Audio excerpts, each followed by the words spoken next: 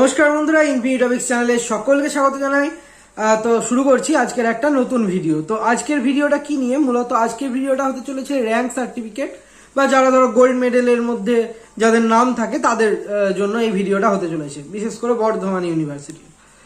তো বর্ধমান ইউনিভার্সিটির যারা স্টুডেন্ট আছো, যারা গ্র্যাজুয়েশনে আর কি র্যাঙ্ক থাকে টপ আর কি 10-এর মধ্যে, অর্থাৎ প্রথম 10-এর মধ্যে যদি তোমার নাম থাকে তাহলে তোমরা র্যাঙ্ক সার্টিফিকেটের জন্য এলিজেবল। আর গোল্ড মেডেল অবশ্যই যে সমস্ত কলেজ মিলিয়ে, মানে যত কলেজ আছে ইউনিভার্সিটির আন্ডারে সমস্ত কলেজ মিলিয়ে সেই স্পেসিফিক কোনো সাবজেক্ট, জুলজি হতে পারে, বোটানি হতে পারে, বাংলা হতে পারে, ইংলিশ হতে পারে, ম্যাথামেটিক্স হতে পারে, যে কোনো একটা সাবজেক্টে সব যত কলেজ আছে সবার মধ্যে যে আর কি টপ করে তার নাম কিন্তু গোল্ড মেডেলের মানে মধ্যে থাকে। কোন কলেজ থেকে বিলং করছে সেটা লেখা থাকে এবং সে কিন্তু গোল্ড মেডেলের জন্য এলিজেবল হয়। তার আগেও হচ্ছে তোমার র্যাঙ্ক সার্টিফিকেটটা, যারা প্রথম 10-এ থাকে তারা আর কি র্যাঙ্ক সার্টিফিকেটের জন্য এলিজেবল হয়। এবার র্যাঙ্ক সার্টিফিকেট তোমরা কিভাবে কালেক্ট করবে, কিভাবে জানবে যে তোমাদের নাম প্রথম 10-এর মধ্যে আছে কিনা, তোমরা র্যাঙ্ক সার্টিফিকেটের জন্য এলিজেবল কিনা, সেই ক্ষেত্রে তোমরা ফিউচারে যখন SVMCM অ্যাপ্লাই করবে তখন একটা দেখবে ক্যাটাগরি থাকে টপার নন টপার, সেখানে তোমরা টপারের মধ্যে কিন্তু অবশ্যই অ্যাপ্লাই করতে পারবে। আর যাই হোক, এটা পরের কথা। এবার আমি মেন কথায় আসি, যেটা তোমাদের র্যাঙ্ক সার্টিফিকেট কিভাবে কালেক্ট করবে বা কি করে জানবে যে তোমার নাম আছে নাকি।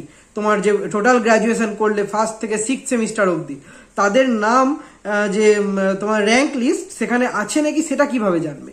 তো টোটাল প্রসিডিওরটা বলবো, তার আগে অবশ্যই অনেক অনেক ধন্যবাদ ঋত্বিক চক্রবর্তীকে।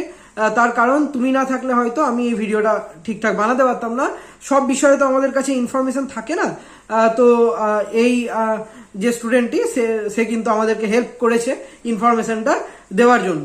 যাই হোক, তোমরাও যদি কারোর কাছে কোনো ইনফরমেশন থাকে অবশ্যই আমাকে জানিও, আমি অবশ্যই সেটা নিয়েও কিন্তু ভিডিও করব।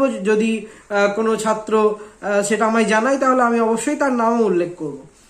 তো কারণ অবশ্যই তোমরা যদি আমাকে কোনো ইনফরমেশন দাও তাহলে সেই ইনফরমেশনটা আমি অবশ্যই বিভিন্ন স্টুডেন্টদের মধ্যে ছড়িয়ে দিতে পারবো।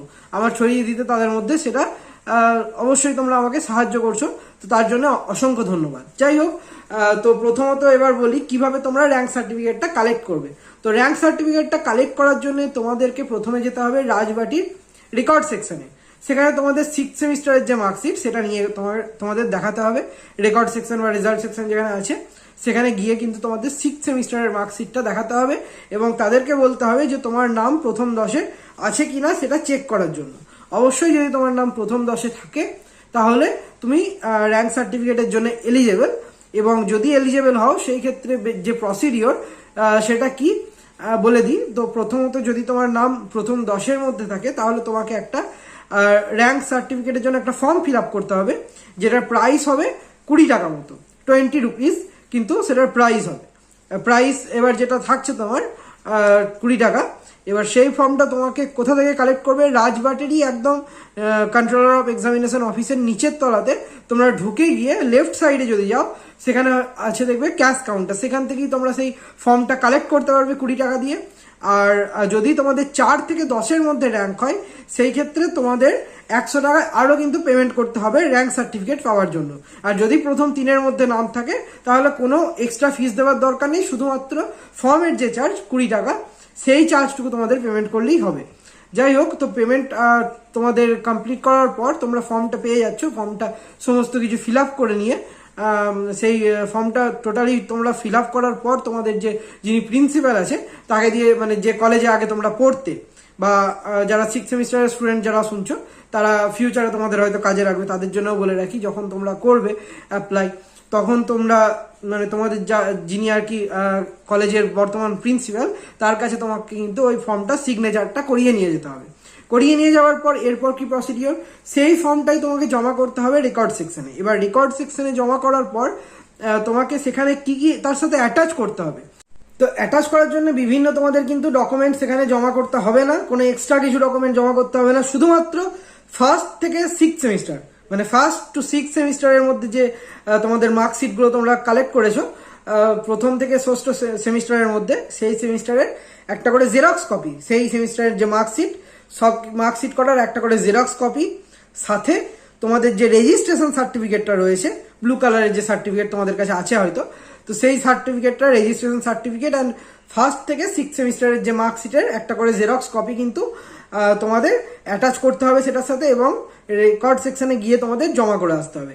এবং তারপরেই তোমরা কিন্তু অবশ্যই রেকর্ড সেকশন থেকেই তোমরা হয়তো যে তোমাদের যে র্যাঙ্ক সার্টিফিকেট সেটাই তোমরা কালেক্ট করার জন্য অবশ্যই এলিজেবল, অবশ্যই কালেক্ট করতে পারবে। আশা করছি তোমরা টোটাল প্রসিডিওরটাই বুঝতে পেরেছো, যে প্রসিডিওরটা আমি বললাম যে টোটাল যে কিভাবে তোমাদের গোল্ড মেডেলের ব্যাপারটা থাকে, কিভাবে তোমাদের যে র্যাঙ্ক সার্টিফিকেট কালেক্টের ব্যাপারটা থাকে, কিভাবে র্যাঙ্ক সার্টিফিকেটের জন্য এলিজেবল কিনা সেটা দেখতে হবে, সমস্ত কিছু আশা করছি তোমরা বুঝতে পেরেছো। যদি এখনো অবধি কোনো প্রকার কনফিউশন থেকে থাকে অবশ্যই কমেন্টে জানাও, আমি সেই কনফিউশনটা দূর করার চেষ্টা করব। আর যদি ভিডিওটা ইনফরমেটিভ মনে হয়ে থাকে, ভালো লেগে থাকে, অবশ্যই একটা লাইক করতে ভুলবে না। এই ধরনের আরও ইনফরমেশন পেতে আমাদের চ্যানেলটা সাবস্ক্রাইব করে পাশে থাকা বেল আইকন প্রেস করতে ভুলবে না। ভুলে গেলে কিন্তু অবশ্যই তোমরা আমার যখন ভিডিওটা পাবলিশ হবে তখন যে নোটিফিকেশন সেটা কিন্তু মিস করে যেতে পারো। তো অবশ্যই আমাদের যে চ্যানেল সেই চ্যানেলের সাবস্ক্রাইব করে পাশে থাকা বেল আইকনটা প্রেস করে দিতে তোমরা ভুলবে না। ধন্যবাদ, আজকের জন্য এইটুকুই। দেখা হচ্ছে পরবর্তী ভিডিওতে, কিন্তু তার আগে আরও একবার অনেক অনেক থ্যাঙ্কস ঋত্বিক চক্রবর্তীকে। তোমাদের মতো স্টুডেন্টরা যদি না থাকতো অবশ্যই আমরা কিন্তু বাকি যে ছাত্রছাত্রী তাদের হেল্প করতেও কিন্তু ব্যর্থ হতাম। অবশ্যই আমরা তো নিজেরাও যতদূর চেষ্টা করি, অবশ্যই ইউনিভার্সিটির কাছ থেকে যেটুকু সম্ভব হয় সেটুকু ইনফরমেশন আমরা কালেক্ট করি।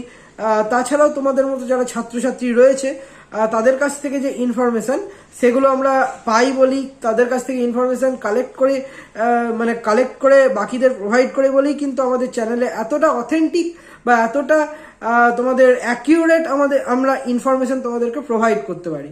যাই হোক, আশা করছি সকলেই এরকমভাবেই আমাদের পাশে থাকবে। ধন্যবাদ, আর তোমাদের সকলের সাথে দেখা হচ্ছে পরবর্তী ভিডিওতে।